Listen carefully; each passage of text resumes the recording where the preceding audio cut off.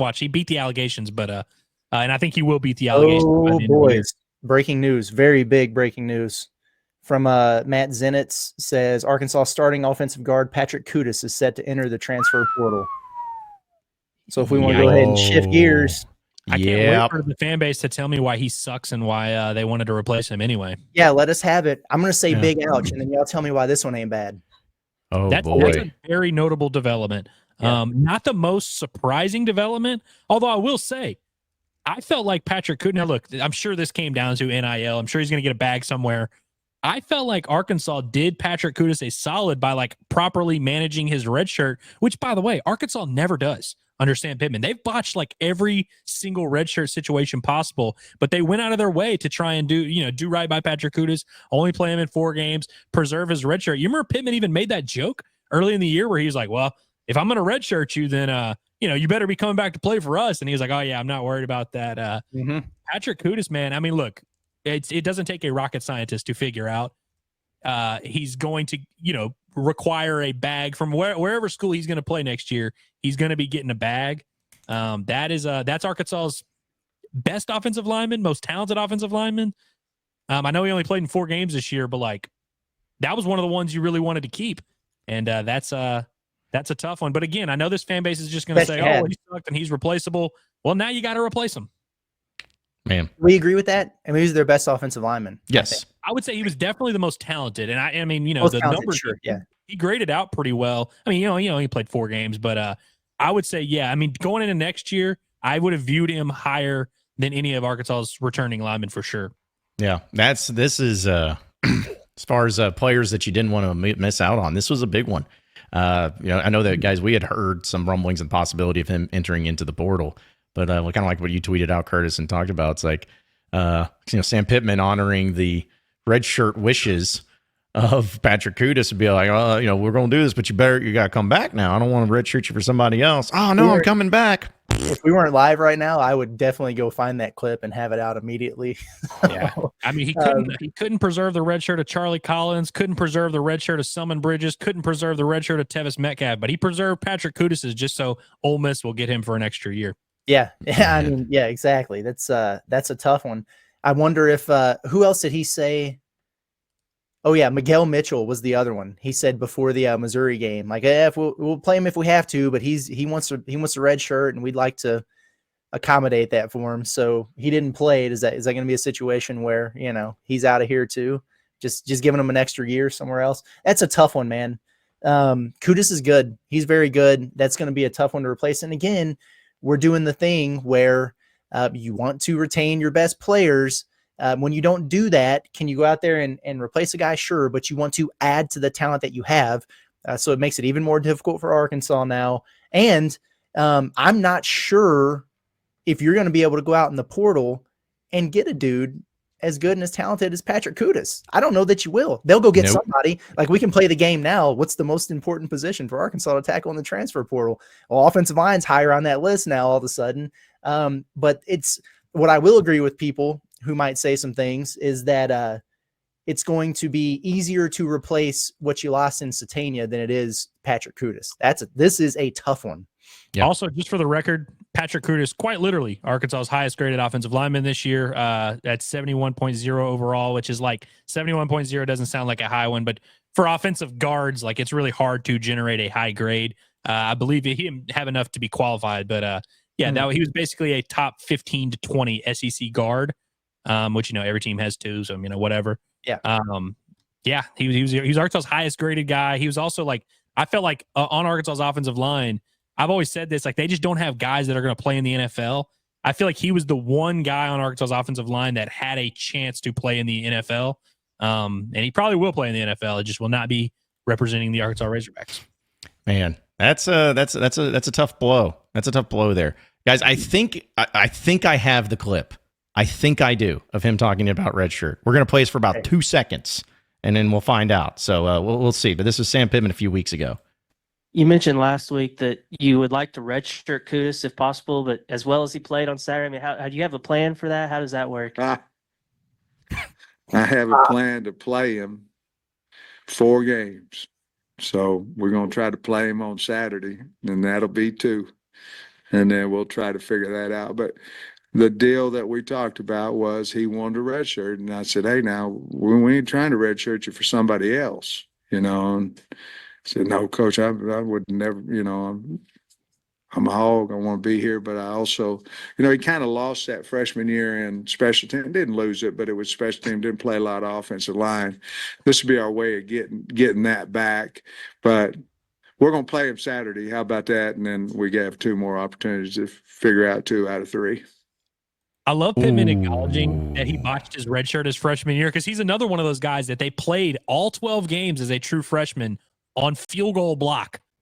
He didn't even play on offense, but they burned his red shirt, and so he's like, okay, we'll do him this solid and get that year back. That's a tough one, dude. That really is a tough one. And also, I'm not trying to there's a lot that goes on behind the scenes. That's a little bit of a tough look for Patrick Kutas, right? I agree. Yeah. You're right. We don't know about behind the scenes stuff, but surface level, after Pittman spoke on that, just like he did very publicly, it's tough on both parts. And it's tough for Pittman too, because it's like you kind of put yourself out there and you're like, hey, yeah, this is what we're doing. You add it to the growing list of guys that they brought in as freshman offensive linemen who either didn't pan out or they started to develop and then dipped. So who's left? Amarian Harris? Is he the only one that joined as a freshman and is turned into at least the guy who plays for you? Everybody else is a portal addition right now, I think. Dude, I don't know. This goes back to my whole point about why Sam Pittman needs to do a press conference really quickly to talk about the signing day, because this is going to be another thing that gets thrown to him and asked about. That's a tough one. Yeah, and not only that, guys, but it's not that it matters, but Patrick Kutas already retweeted Matt Zenit's tweet, so it's not like, it's like, no, man, I am out. Well, he's gonna get paid. He's gonna be well taken care of. Based on I'd be wiping away, the tears with the $100 bills, man, because be taken care of. I want to touch on this real quick, because I see people do this a lot with PFF grades where, Michael says, oh, PFF 71 is not good. Well, one, it's literally the best on Arkansas's offensive line this year. It led the entire, Carmona is a guy we were saying that was a nice return for him. He had like a 67.7. They start the grades at 60 and then you fluctuate from there. So he played in 4 games and got his grade up to 71. If he had played a full season, we're talking about, it probably would have gotten up there in the 75 range. And also, there are about 800 guards in college football who are qualified. And the 71 overall grade, that would be good for 67th nationally among the 800 qualified guards. So let's just do the math here. You lost like a top 15 to 20% guard in the entire country. And now it's 4-game sample size, all that. But it was really his second year as a starter. Like, going into next year, he would have been a preseason All-SEC offensive lineman. He probably will be when he goes to Ole Miss and is starting at right guard for them. We can sit here and do mental gymnastics if y'all want to. Arkansas just lost their best offensive lineman and a guy that they went out of their way to try and serve to make sure he came back next year. Now they're going to have to add. That's another position of need that you're now going to have to replace a guy you did not think you were going to have to replace. Y'all can miss me with that bullshit talking about, it doesn't matter. We'll replace him. We'll get someone better. You just fielded an entire offensive line out of the portal, and they stunk, and you hated them. So now you're going to do it again? I don't know. Doesn't seem great. And now you have to do this thing again, like the trickle-down effect of it, where, it might have been a situation where it's like, oh, Braun's going to, he's been playing forever. He's going to go start the next chapter. Oh, Blackstock, we don't know. Maybe we let him go do his own thing. And now you have to look at it and go, okay, are we going to be in a situation here where we have a lot of needs? Do we go out and have to really pay up to get 2 starting guards on an offensive line, try to rebuild this thing through the transfer portal again? Or do we, now we got to get one, and do we really try to pony up to get one of these guys back just for continuity's sake? It's just, it's tough, man. And so you might have, revenue sharing or some more NIL or whatever, but when things like this happen, it does not help you from a financial standpoint either. Guys, I'm not going to say this is a report or scoop. I'm not going to do that. But I think we do need to talk about, because we did mention it a little bit before the show started. I think a lot of eyes are going to be looking at Luke Hasz right now, the tight end for Arkansas, because even as the season went on, we talked about it amongst ourselves, just like, man, he might be somebody that looks to move on. And Curtis, I know you texted about it, and I got confirmation of it, that Luke Has was supposed to be on for a radio interview this morning that he just happened to miss out on. What's crazy is he's never missed out on one. Not one. So I think we're going to be on Luke Has watch right now. Did he ever like join the show later or something, or just Not that I've heard. If officially? Anybody knows, let us know. But yeah, apparently he wasn't there for his 10:30 appointment or whatever. So, guys, can we take a quick trip down a little Remember Wednesday on a Thursday real quick? Sure. Let's go look at Arkansas's 2022 recruiting class. And look, these guys were supposed to be juniors this year, redshirt sophomores or juniors, supposed to be kind of the core of the team. And going into next year would have been the senior class. We got Isaiah Satania, portal. Kutas, portal. Chambly, portal. Bakke, portal. Powell, portal. Amarian Harris, starting lowest graded guard in the SEC. Joyner, portal. Jordan Crook, portal. Anthony Brown, portal. Rashad Dubinion, okay running back. Dax Courtney, medically retired, transferred to UCA. Nico Davier, playable defensive end. We'll see if he portals. Jalen Lewis, portal. Ty Washington, portal. Taylor Lewis, quit the team. J.J. Hollingsworth, buried on the depth chart. Caden Henley, buried on the depth chart. Eli Henderson, buried on the depth chart. Max Fletcher, portal. Eli Stein, portal. Riker Aspo, transferred to wide receiver, buried on the depth chart. Hunter Talley, Cameron Bibby, Kai Hamilton, Kyle Thompson, Ethan Joseph. Ladies and gentlemen, that is your senior class for the Arkansas Razorbacks going into next year. What's your point, Andrew? Is that you can't do that. If you want to keep your job and you want to survive as a program, you cannot have a recruiting class where I just listed off the entire goddamn class and you have 2 playable players that are in your 2 deep. 2. Yeah. Don't worry. Somebody just quote tweeted me on Twitter and said the top JUCO guard in the nation's coming to the Hogs. Yeah, and he's not even going to be able to play. No. Like he is a project that they were hoping to bring in for depth, and now he's going to maybe have to start. Like that's not a good thing, folks. And I'm not telling all fans this because I know there's a lot of you fans out there that are logical and reasonable and have really good opinions on things and have a good head on your shoulders. But folks, this is not just something that you just move on from. This is a major blow to Arkansas, and this is not something that they're just going to go into the portal and magically get anyone as good as Patrick Kutas. I'm just being honest. This is a major blow. So miss me with that other stuff too that you're throwing out there. Unless they get like the number 1 transfer portal offensive guard or tackle or whatever like that, maybe. That's Kutas. Yeah, exactly. That's going to be my point. It's like maybe, but it seems like Kutas is kind of that guy right now. And here's the thing. If Arkansas had gotten a wide receiver with Isaiah Satania's resume, former 4-star, played as a redshirt freshman, took a nice step forward as a redshirt sophomore, Arkansas fans would be thrilled. If they got an offensive lineman with 2 years of starting experience, graded out pretty well this year, Arkansas would be thrilled. And again, not all these guys in and of themselves are like program changers, but when you add it all up and you just go through the list, Arkansas doesn't have any stability coming back, and like the recruiting class that was supposed to kind of be the core of your team is completely gone. Again, we keep coming back. All eyes are now pointing even more to the transfer portal. Arkansas is going to have to ball out in the transfer portal, and they're going to have to randomly get rich, and we'll see how it works out. I mean, there's time, we'll see if Arkansas just goes out and gets a loaded class, but again, it just puts more and more pressure on them to do just that.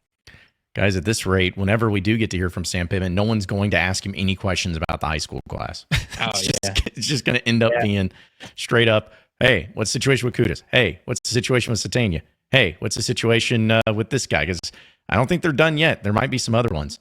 So who's not for right now? Who's the most important player you have to keep on this roster next year? Now that we know who's gone, who is it? Is it Jalen Braxton? Probably has, honestly. I mean, I don't know. I don't know if you can say a tight end is the most important player on the roster. Yeah, I mean Braxton's probably up there. Yeah. You don't have a secondary, so. Man, might have to just go all in on the defense, man. You might just have to be a defense and run the ball, like it might just have to be that. So yeah, I'd say Braxton. Frankly, I mean, I can't say Nico Davier is like a game changer, but that's a guy that they really need to keep just because again, you can't really afford to have more guys to have to replace on the defensive line as holes are starting to pop up other places. Sheesh, man, this is wild stuff. I do appreciate Kutas for doing it during our show today and not like, yesterday when you had Isaiah Satania just decide to do that literally 5 minutes after we get done with the live stream. So that's nice of him to do. But still, yeah, this one's, I don't know if we'll ever get to hear from Kutas, and maybe he'll address it, maybe he won't. It doesn't matter. But I would like to know more about that exchange that him and Pittman had in the video we just played about, oh, no, he said, I'm always a Hog, coach, I ain't going to leave you. Well, is it NIL? Is it he doesn't like Mateos? Is it, I mean, there's a lot of different reasons that could happen, but man, it's not a good look. It's not a good look at all for Arkansas right now. No, that's a tough one. So who's left? Carmona, Nichols, Blackstock, and then I mean, Braun still has not said one way or the other, Harris, but yeah, Marion Harris. I mean, dude, you better hope Marion Harris turns into freaking Frank Ragnow next year. he's gonna have to get it going. Yeah. So let me ask you guys this: does it put more pressure, or at least they need to put in a lot more effort into trying to do what they can to keep Josh Braun?